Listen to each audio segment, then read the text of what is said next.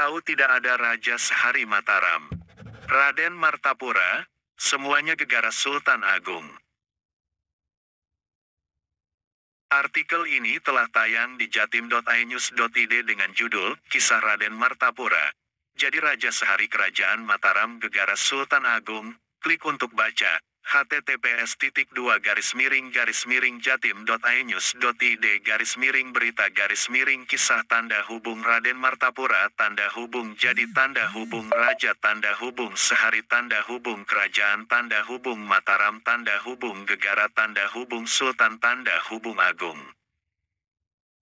Download aplikasi inews.id untuk akses berita lebih mudah dan cepat. https://www.inews.id/apps.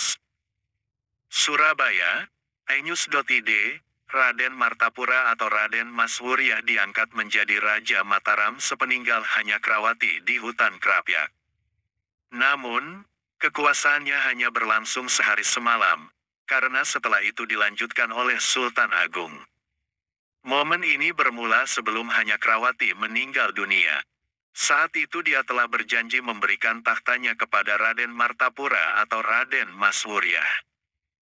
Di sisi lain, menjelang wafatnya Pangeran Hanyakrawati justru menunjuk Sultan Agung alias Mas Rangsang untuk menduduki tahta Mataram.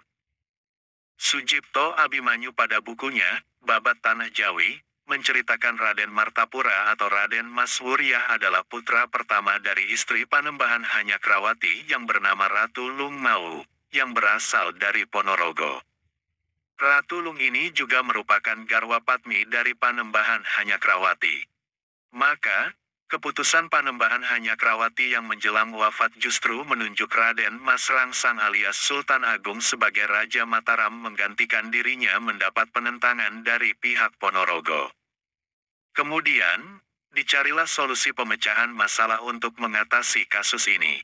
Menurut Wewaler KRT Hasan Midaryo, 1999 sebelumnya, Panembahan Hanyakrawati bagai telah mendapat firasat. Sehingga, ia memanggil para pangeran dan kerabat, yang disaksikan oleh Adipati Mandaraka, Pangeran Purbaya, untuk berkumpul dalam pisauanan di pendopo Prabayaksa Keraton guna menerima wasiat agar Raden Mas Rangsang diangkat menjadi Raja Mataram jika ia mangkat. Wasiat tersebut didasarkan pada ramalan Panembahan Bayat, penasihat spiritual keraton, yang menyatakan bahwa Raden Mas Rangsang akan membawa kejayaan bagi Keraton Mataram dengan menguasai seluruh Jawa. Dari pesan Panembahan Hanyakrawati itulah akhirnya Raden Martapura tetap diangkat sebagai Raja di Kesultanan Mataram, untuk sementara.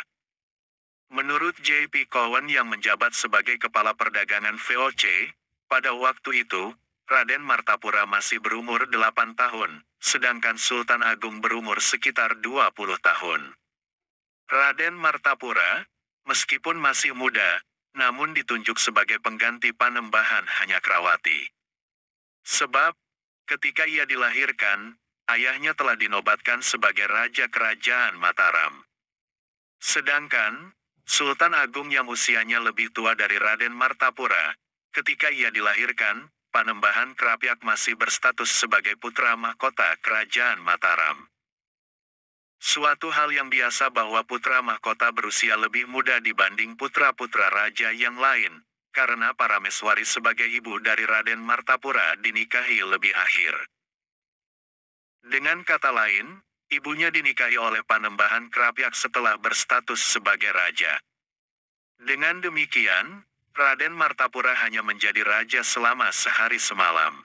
Setelah ia turun tahta, kemudian Sultan Agung diangkat sebagai raja. Pangeran Purbaya, sebagai sesepuh Mataram, mengatakan bahwa bagi yang tidak setuju dengan peningkatan tersebut, hendaklah maju, dan ia yang akan menghadapinya. Kenaikan tahta Sultan Agung juga berdasarkan trah. Sultan Agung merupakan putra yang dilahirkan oleh putri dari Pajang, sedangkan Raden Martapura dilahirkan oleh seorang putri dari Ponorogo. Menurut Panembahan Hanyakrawati, trah dari Pajang lebih tinggi daripada trah Ponorogo. Jadi, secara trah, Sultan Agung lebih tinggi derajatnya daripada Raden Martapura.